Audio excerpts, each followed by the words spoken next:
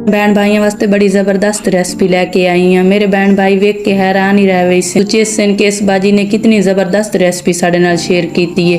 ना आटा गुनना पिया ते ना ही पेड़े बनावने पैन। जबरदस्त नाश्ता तैयार हो गया इंजे 5 मिनट। एक जितना के वेखने च खूबसूरत लगता पिया उस तो कई ज्यादा खाने च मजेदार नाश्ता है पिया। बिस्मिल्लाहिर्रहमानिर्रहीम। अस्सलाम वालेकुम। उम्मीद करनी सारे मेरे बहन भाई ठीक हो सो। तो अज मैं अपने बहन भाइयों वास्ते बड़ी ज़बरदस्त रेसिपी लैके आई हाँ। ये वाली रेसिपी बनाने वास्ते मैं बोल एक पाइया मैदा शामिल कर मैदे दे नाल ही 1-2 चम्मच घी दी शामिल कर ली ते नाल दे नाल हसबे ज़रूरत नमक शामिल कर। ये वाला नाश्ता एक बार घर जरूर बनाया। ये नाश्ता बड़ा हेल्दी नाश्ता होंदा है पिया। ना ये पेड़े बनाने पौंदे ते ना ही आटा गुनना पौंदा। अल्हम्दुलिल्लाह माशाअल्लाह मैदा इतने चंगी तरह मिक्स हो गई है। तो हुण मैं खूबसूरत जिहा बैटर तैयार कर ली सा मैदे वाला। थोड़ा थोड़ा पानी शामिल करके तो बैटर तैयार कर लवना है पिया। अगर एकदम ज़्यादा पानी शामिल कर छुड़सा तो फिर ये गुठलियाँ बन गई सन। थोड़ा थोड़ा पानी शामिल करने नाल खूबसूरत जिहा बैटर तैयार हो सी। ना ये गुठलियाँ बन सन तो ना ही बैटर खराब हो सी। बिल्कुल खूबसूरत जिहा बैटर तैयार हो सी जिवें कि मैं बना लिया है पिया। बस इतना घाटा बनावना तो इतना ही पतला बनावना। ना इस तो ज़्यादा घाटा बना लवना तो ना इस तो ज़्यादा पतला करना है। मैं प्यारा जी बोल 2 अंडे शामिल कर ली सन। बिस्मिल्लाहिर्रहमानिर्रहीम।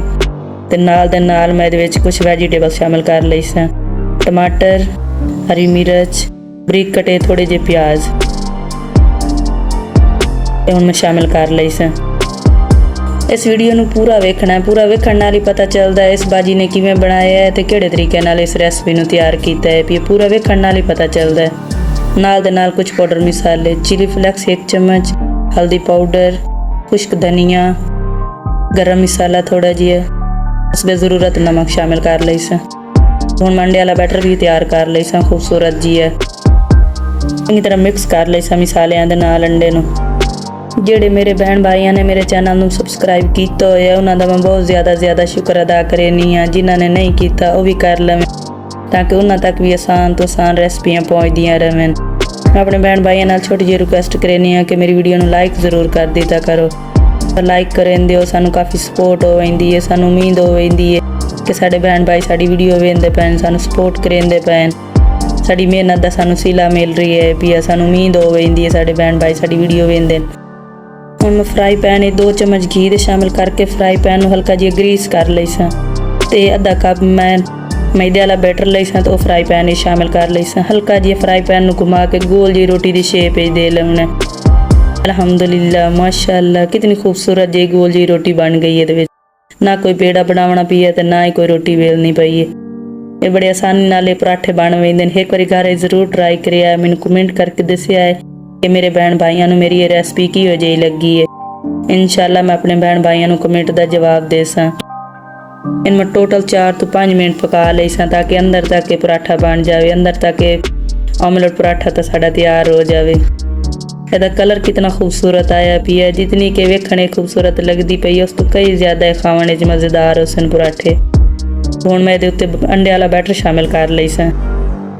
चम्मच की मदद नाल हल्का जिहा प्रेस कर ली सा। पराठे दे उत्ते अंडे नूं हल्का जिहा फैला ली सा ताकि पूरे पराठे दे उत्ते अंडा शामिल हो जाए। बिल्कुल इसी तरह तुसीं शामिल कर लवना अंडे नूं। तो हुण मैं पराठे की साइड पलट ली सा। हल्का जी पकाई सा, ज़्यादा नहीं पका लवना। अंडा नहीं तो तल जल गई सी, काला हो गई सी। अंडे वाली साइड नूं हल्का जी पका लवना है भी, ज़्यादा नहीं पकावना। अल्लाह पाक तुहाडे माल जान रिज़्क च बरकत पावे। अल्लाह पाक हर मेरे बहन भाइयों की हर दुख तकलीफ तो बचावे। अल्लाह पाक सारे मेरे बहन भाइयों की हर दिली ख्वाहिश पूरी करे। जो मेरे बहन भाइयों के दिल में कोई ख्वाहिश है तो अल्लाह पाक वो जल्द तो जल्द पूरी करे।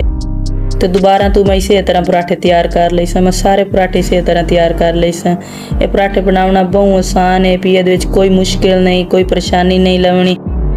मैं आसान तो आसान रेसिपियाँ शेयर करनी हाँ ताकि मैं नहीं मेरे बहन भाइयों ना बनाने कोई मुश्किल होवे तो ना उन्होंने कोई परेशानी होवे। घर के मसालियां नाल तो कम मसालियां च मैं रेसिपियाँ शेयर करनी हाँ अपने बहन भाइयों नाल ताकि मैं सोचनी हाँ कि मेरे बहन भाइयों बनाने कोई मुश्किल ना होवे।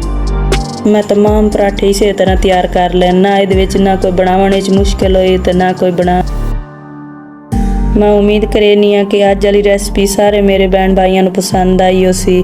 ਮੇਰੀ ਇਸ ਵੀਡੀਓ ਨੂੰ ਲਾਈਕ ਸ਼ੇਅਰ ਵੀ ਕਰ ਦਿੱਤਾ ਕਰੋ ਆਪਣੇ ਭੈਣ ਭਾਈਆਂ ਨਾਲ, ਆਪਣੇ ਦੋਸਤਾਂ ਨਾਲ, ਤਾਂ ਕਿ ਉਹਨਾਂ ਤੱਕ ਵੀ ਇਹ ਵਾਲੀਆਂ ਰੈਸਪੀਆਂ ਪਹੁੰਚਦੀਆਂ ਰਹਿਣ।